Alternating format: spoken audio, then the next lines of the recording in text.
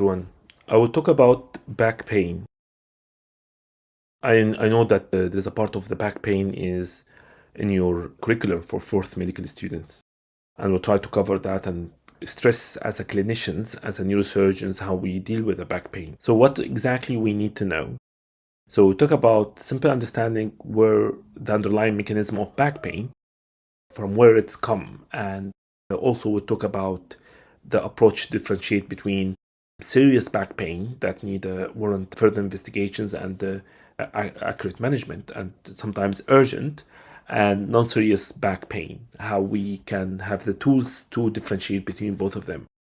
And then we'll end by a few questions with the MCQ options to grasp and see how much knowledge we grasp. So basically, what's the back pain? And really, at all of us at certain point of our life will be experiencing back pain, and this is the most common symptom maybe we'll have in certain time.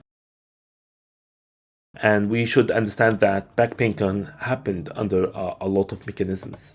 So the most common one is a muscle spasm, muscle strain. We sprain that when you load muscles, heavy loads on the back suddenly, or when you have a trauma to the muscles, that can initiate back muscle spasm.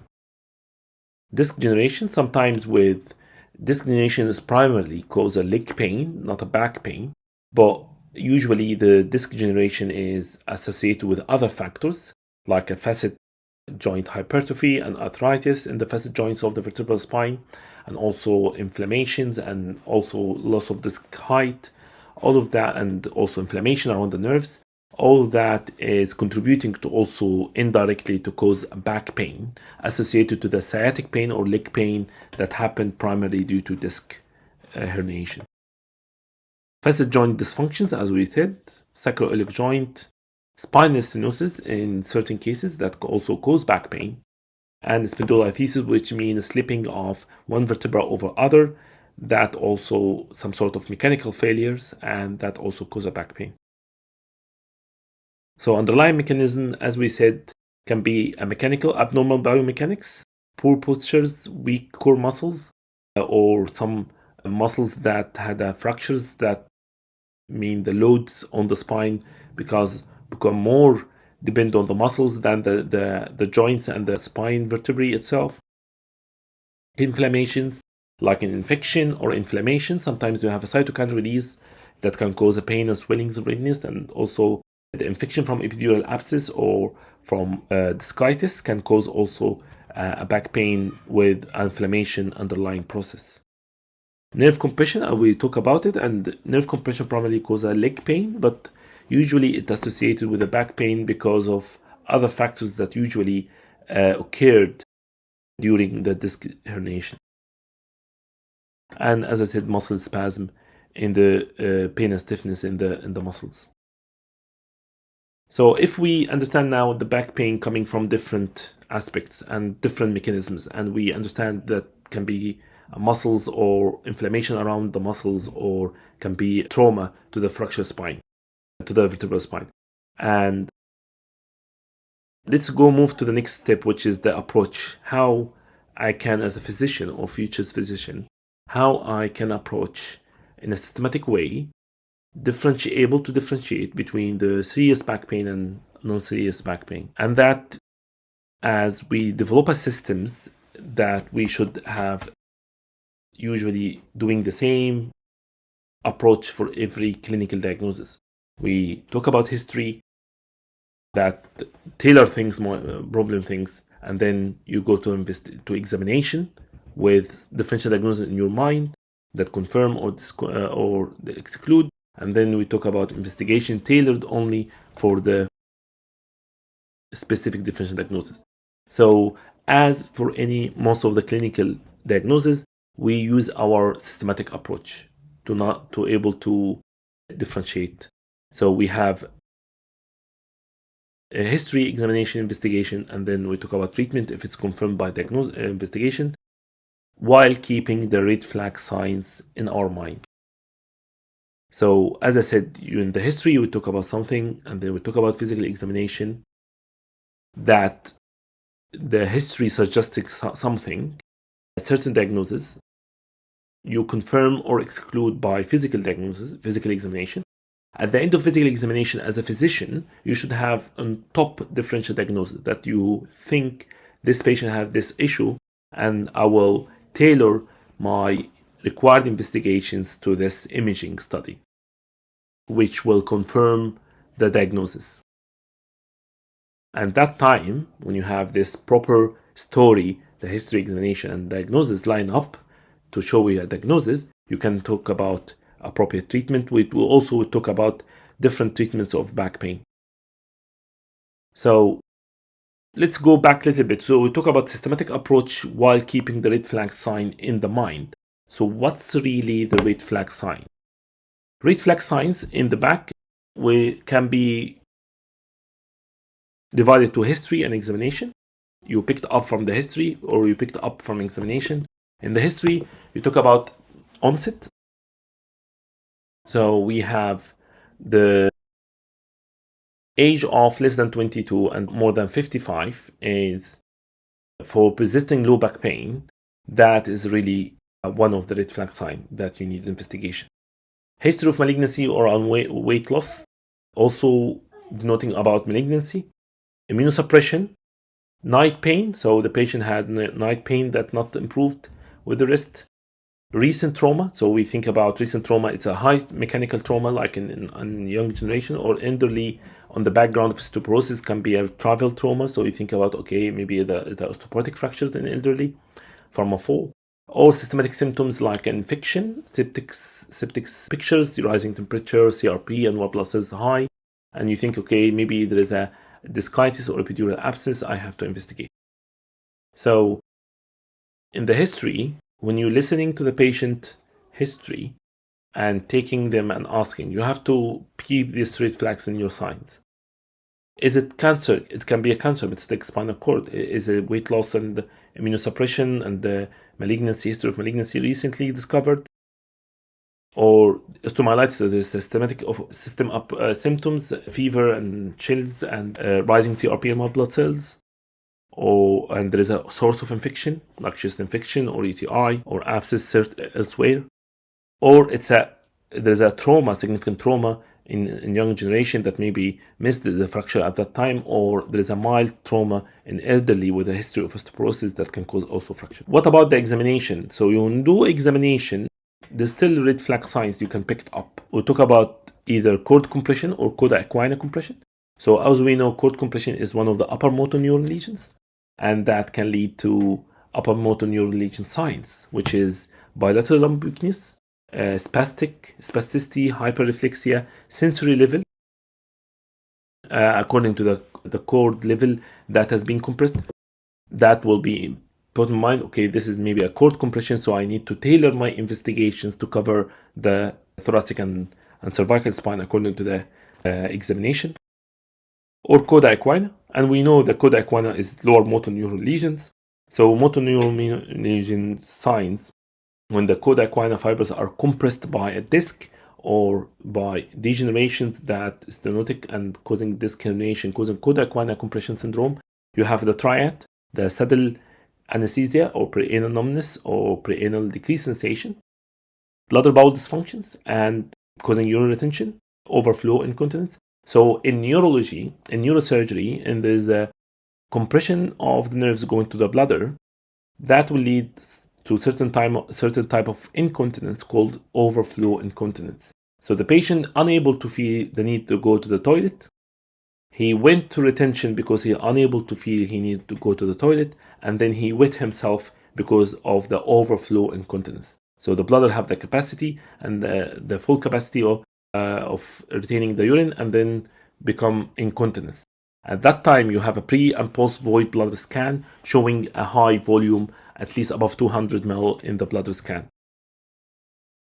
That type of urine retention overflow, urine incontinence overflow, is the one is associated with the coda equina. There is another one I have to say is totally different and more common, and it's not associated with the coda equina. It's associated with other pathology, which is called urge incontinence.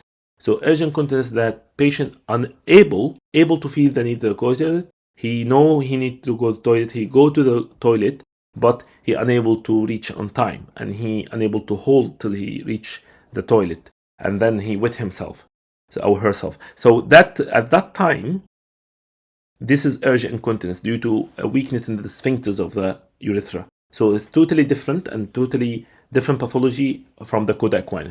So the coda equina that cause urinary incontinence, will be the patient unable to feel the need to go to the toilet, and he retaining a large volume of urine when in the bladder, evidence in the bladder scan, an ultrasound bladder scan.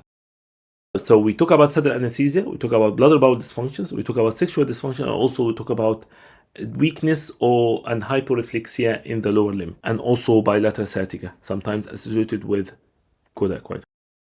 Okay, so we talk about, let's retreat. We talk about the history, and we talk about the back pain, what's the mechanism behind it, and then we talk about how to approach between serious and non-serious back pain, the history between the serious and non-serious, and then I have in my mind now, okay, I think he had a fractured spine, possibility of fractured spine. I need to do investigation, and this is the proper time of investigation. Investigation is not a screening method, a tool. It's something to confirm what you thinking is the clinical diagnosis based on your clinical assessment and clinical judgments based on the history and examination. So X-ray is really needed now, rarely needed, and sometimes it's done in any, but it's a low clinical values regarding the serious back pain. So it's really the CT scan that you can order when you think about, I need to see the bony lesions like a fractured spines or metastatic spine metastasis.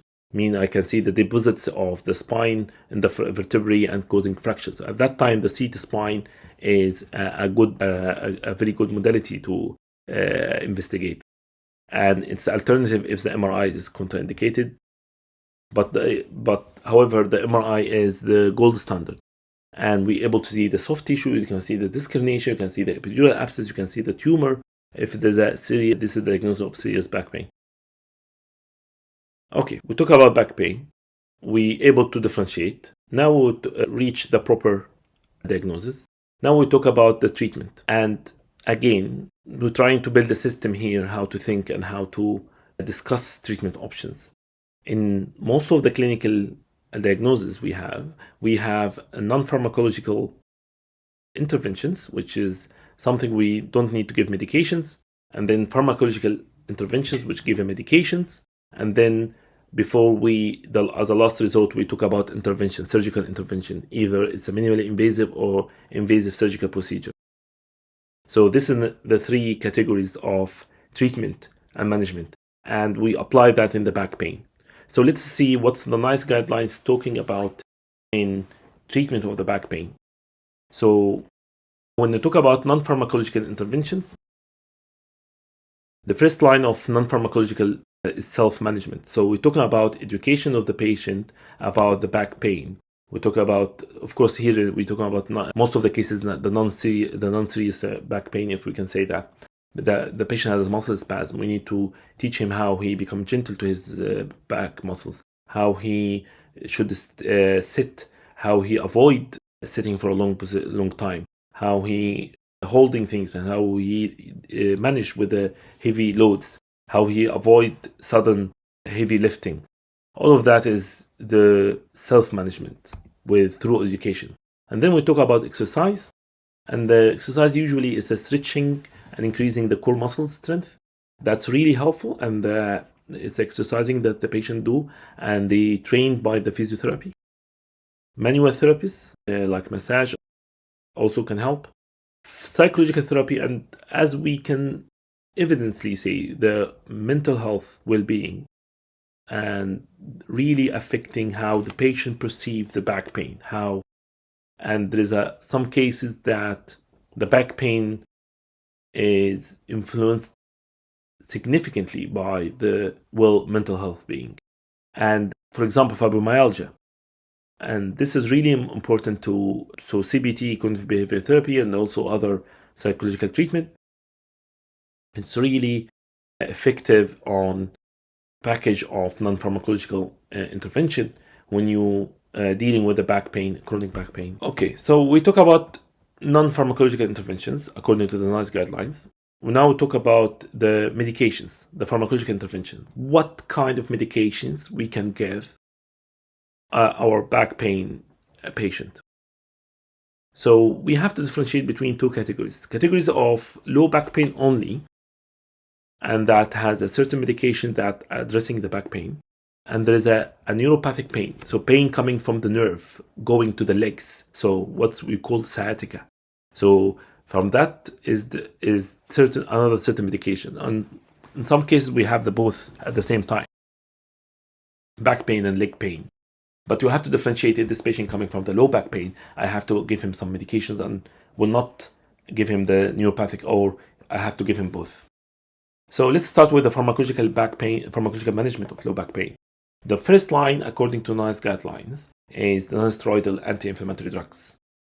So like naproxen or ibuprofen, all that is really helpful in the back pain.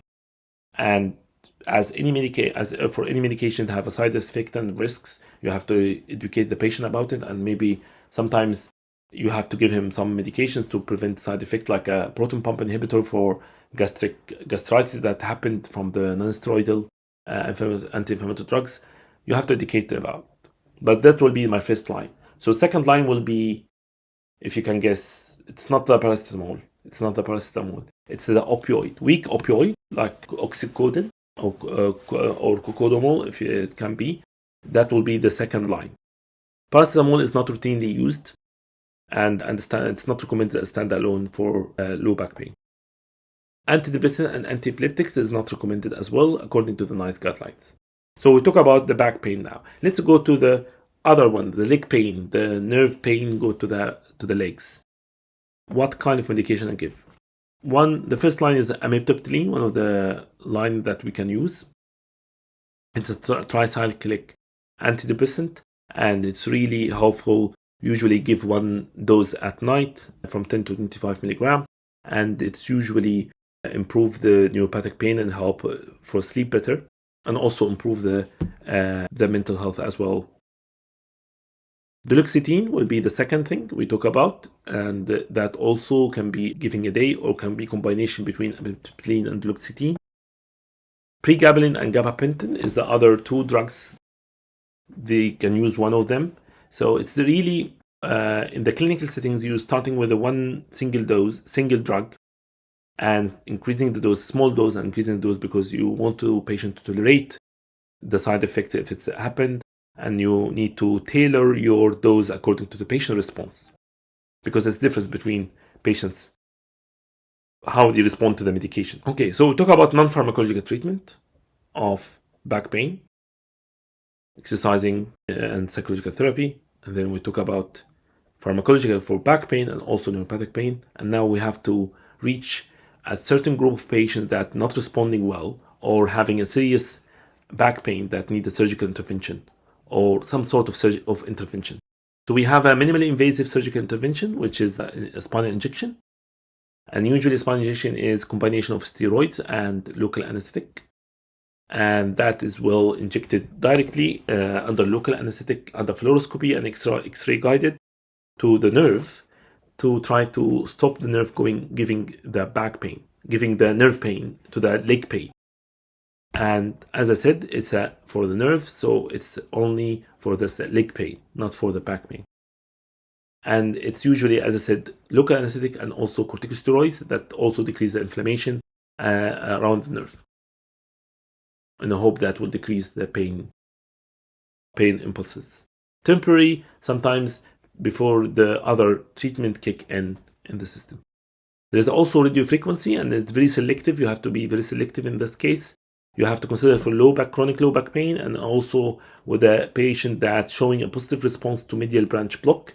So you have medial branch block by injection local anesthetic and see if that back pain is improved. And that will help you to say, okay, he maybe will benefit from radiofrequency denervation. And there is a epidural injection when you have bilateral leg pain and you want to improve the leg pain you can do injection in the epidural space. Moving to the surgical intervention. So you try that and it's not appropriate. The other options you can use is surgical intervention. And we have spinal decompression, spinal fusion, disc replacement, or discectomy. It's mentioned in the spinal decompression as well. So in the most common operation is spinal decompression and discectomy. That used when you have a large disc compressing the nerve, not responding to the medical treatment or causing coda equina that need an urgent surgery, immediate decompression. At that time, we do a surgical decompression, spinal decompression. For the disc, we remove part of the disc that herniated to the canal, and also we remove part of the bony canal, decompress, widening the canal. Spinal fusion, it will be in the case of fractured spine with instability. Not all the fractured spine need to be fused. It's a certain time of instability, certain types of instability that need fixations. Other cases, maybe just a brace will do the job. Disc replacement is only in certain cases as well. Again, when we do an operation for spinal decompression, disc herniation or anything, we're addressing the leg pain mainly. And we don't address back pain primarily. But sometimes it's helpful and the back pain improved after the surgery. But because of the associated pathology, facet degeneration, ligamentum hypertrophy, all of that is improved with discectomy or decompression that sometimes indirectly improves also the back pain. But we usually address the patient that this discectomy or lumbar decompression will only address your leg pain primarily. There's a chance to improve the back pain, but maybe you will need other non-pharmacological and pharmacological treatment for your back pain.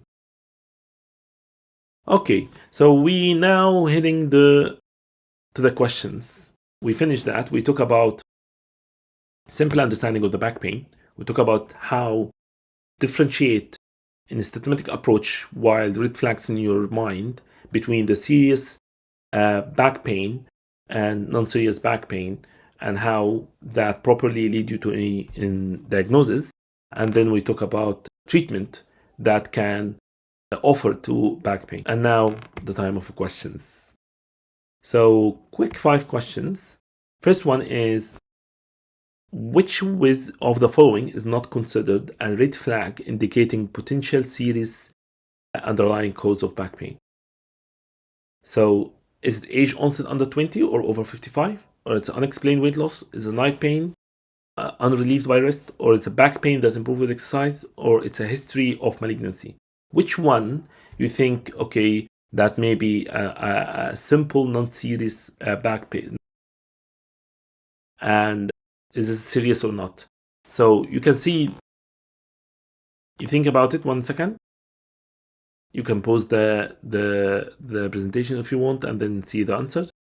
The answer would be the back pain that improves with exercise.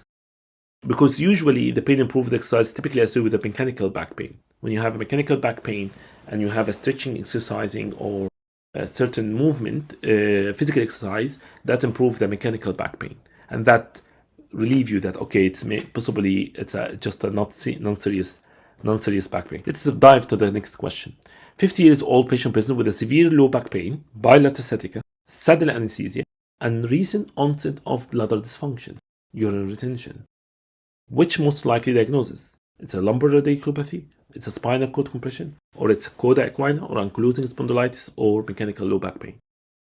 Pause here if you want to think about it and let us know what's the answer. It's a coda equina. So this is the combination of the right we talk about. Bilateral sciatica, saddle anesthesia, and bladder dysfunctions is a classic for coda equina. According to NICE guideline, which is the following is recommended as a first line pharmacological intervention of persisting low back pain? Paracetamol, nonsteroidal, strong opioid, benzodiazepine, gabapentinoids. Stop here if you want to think about it. It's nonsteroidal. So the first line is nonsteroidal. You have to think about it. Paracetamol alone is not routinely recommended. Question 4. Which clinical sign is most characteristic of spinal cord compression comparing to coda equina syndrome?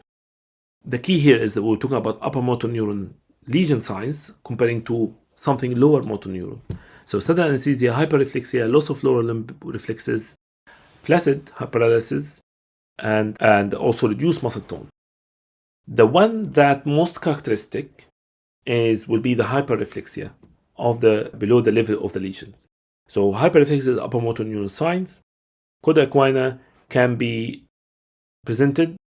Sometimes it's flaccid paralysis is happened in acute stage, but it's usually the flaccid paralysis also can happen in the spinal cord compression in certain space, but it will be gradual that, but can happen also in initial stage. But the most characteristic signs will be the hyperreflexia. Question 5 and last one.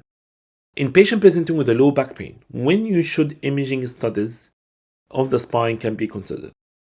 At certain which stage or which group of patients you have to request an imaging? In all patients with a back pain more than a week? Only if patient insist to have imaging? On when red flags suggesting serious pathology, or imaging is not recommended for back pain under any circumstances or as a part of routine initial assessment for all patients. So when you should consider CT scan or MRI, that will be when the red flag suggesting serious pathology.